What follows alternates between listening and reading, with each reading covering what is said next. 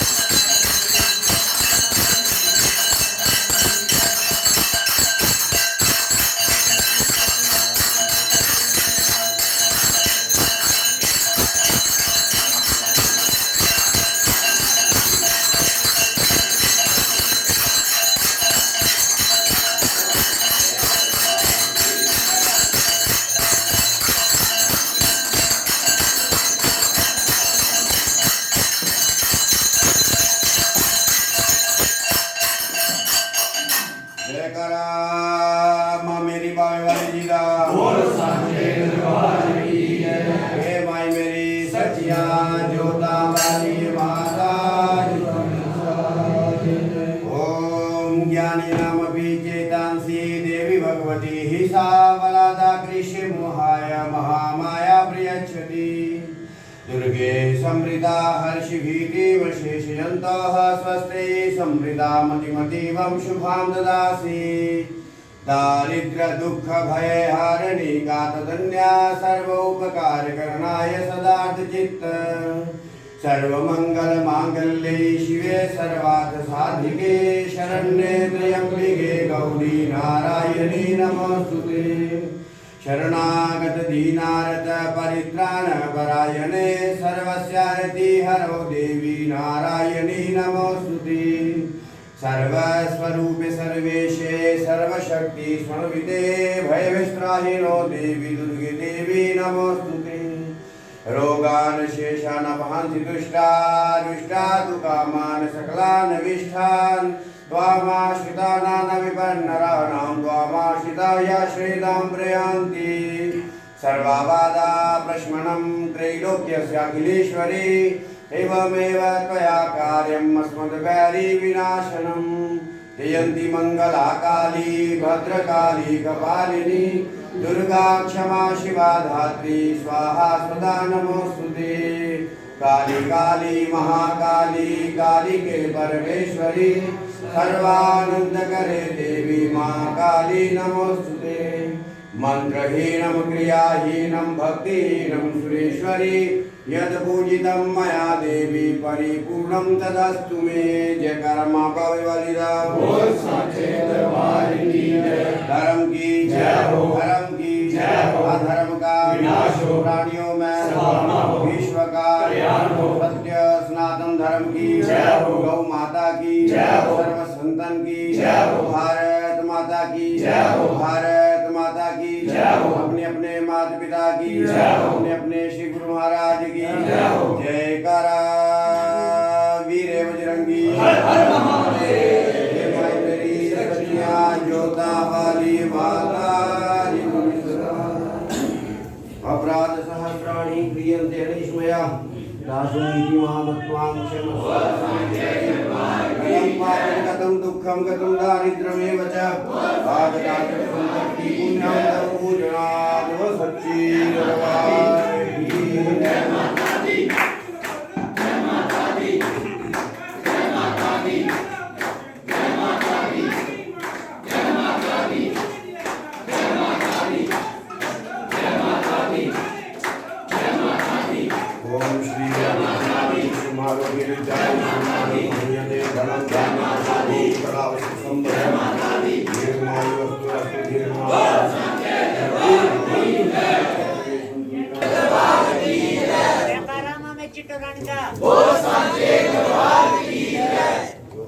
माँ मेरी सचिया जोता वाली माता जयकारा माँ शेरा वाली जी दा जोता वाली दा जयकारा जीवाना माई दा जयकारा बावेली माई दा जयकारा बद्रामुखी माई दा जयकारा मचेला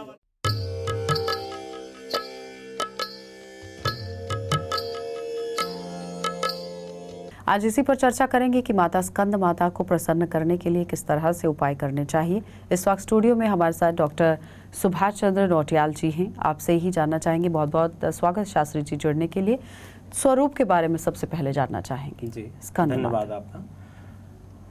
पांचवा जो स्वरूप है माँ भगवती का वो स्कंद माता है। पंचमम स्कंद मातेति ऐसा पाठ जो है दुर्गा सप्तशती में मिलता है। तो पांचवा स्वरूप जो है स्कंद माता का है। स्कंद यानी स्कंद शब्द जो है वो कार्तिकेय भगवान के लिए आया है। तो कार्तिकेय की माँ का नाम जो है स्कंद माता, कार्तिकेय की माँ होने के कारण भगवती का नाम जो है स्कंद माता पड़ गया। तो स्कंद माता की पूजा आराधना जो है विशेष करके 5वें नवरात्र में जो है लाभप्रद बताई गई है। और इस अवसर पर साधक को चाहिए कि वह प्रातःकाल स्नान आदि करके शुद्ध आसन पर बैठ करके अपना जो है स्वस्तिक तिलक, मांगलिक तिलक लगा करके और आचमन इत्यादि करके और वो अपने गुरु प्रदत्त मंत्र का, माँ भगवती के नवारण मंत्र का अथवा दुर्गा सप्तशती के पाठ का जो है वह जो है उसकी आराधना करे, उसका पाठ करे, वाचन करे। जो मांगलिक जो 700 श्लोक दुर्गा सप्तशती में दिए गए हैं, और यदि दुर्गा सप्तशती का पाठ संभव न हो तो हम जो है सिद्ध कुंजिका स्तोत्र का भी जो है पाठ कर सकते हैं। सिद्ध कुंजिका स्तोत्र जो है इसका बहुत महत्व है और बहुत ही लाभकारी है। यह किस तरह से ये पाठ किया जाता है? यह पाठ भी जो है इसमें जो है सर्वप्रथम जो है हमें जो है कुछ श्लोकों का वाचन करना है।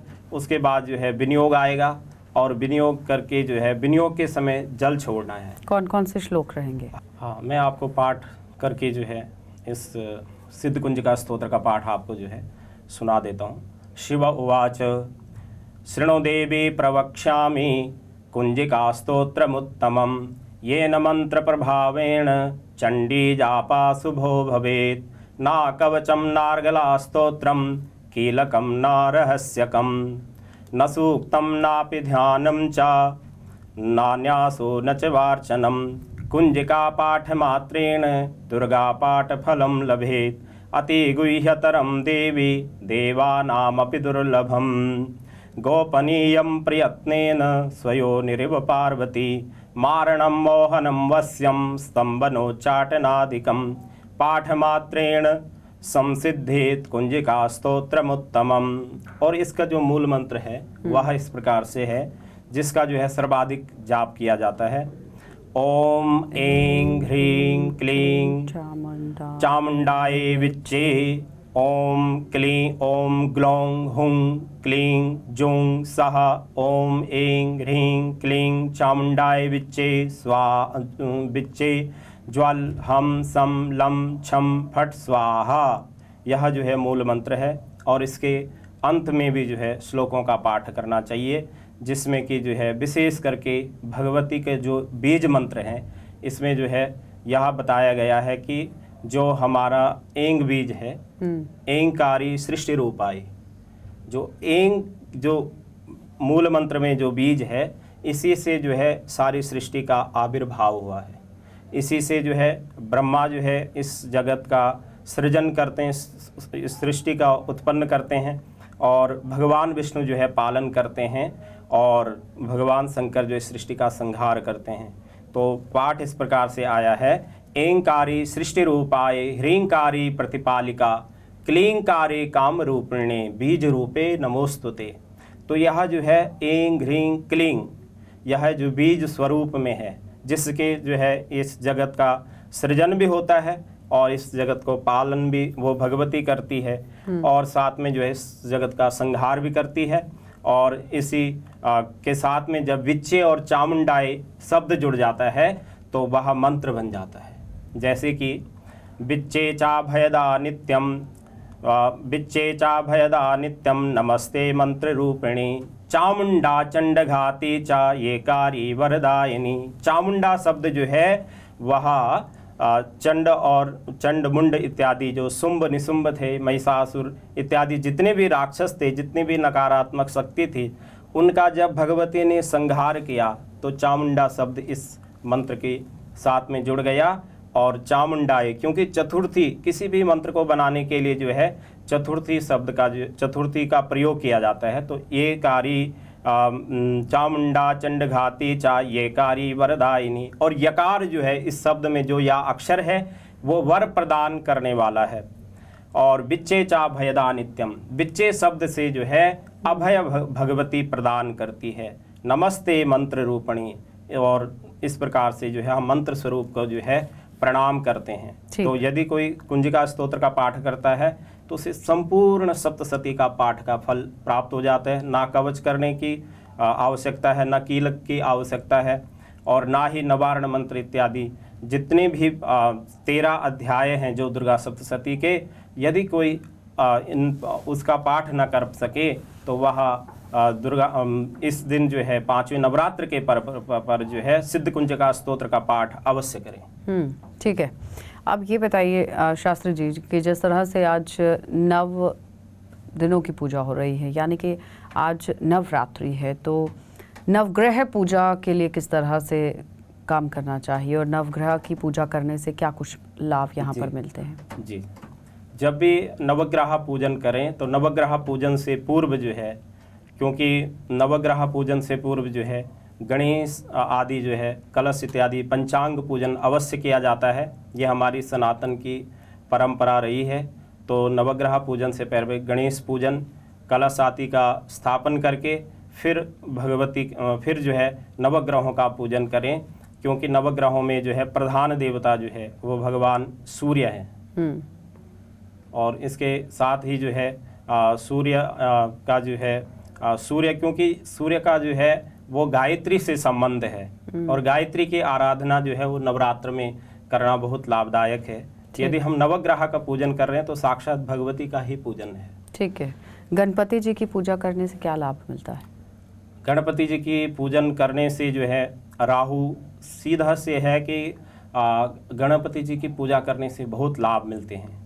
यदि हम नवग्रह के अंतर्गत आने वाले ग्रहों की बात करते हैं तो जैसे कि बुध है, बुध अगर किसी की जन्म कुंडली में, वर्ष कुंडली में, गोचर दशा में यदि दशा चल रही है तो बुध को भी बलवान करने के लिए जो है गणेश जी के मंत्र का जाप करें। गंग गणपतये नमः, ओम श्री गणेशाय नमः, या गणपति अथर्व शीर्ष का पाठ भी कर सकते हैं।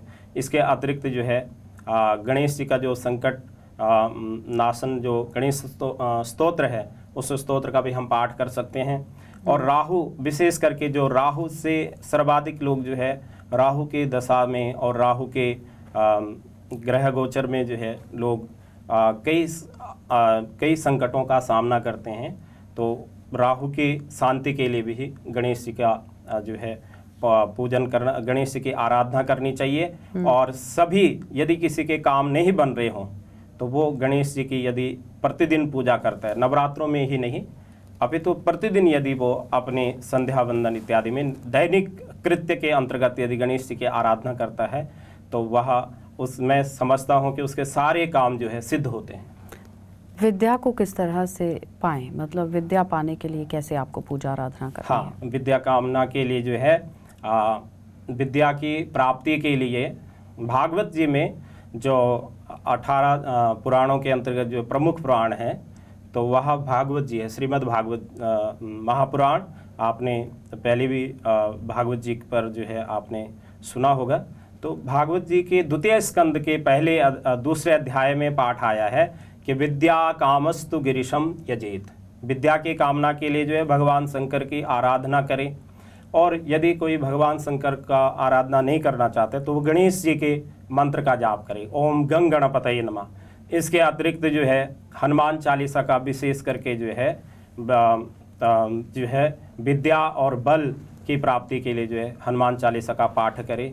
और माँ भगवती के मंत्र का भी, नवारण मंत्र का, या फिर अगर कोई विशेष अनुष्ठान कराना चाहता है तो संपुटित मंत्र से, जो विद्या का जो संपुटित मंत्र है उसका जो है उससे जो है संपुटित पाठ करवाएं नवरात्रों के पर्व पर, तो अवश्य ही जो है विद्या की प्राप्ति होगी।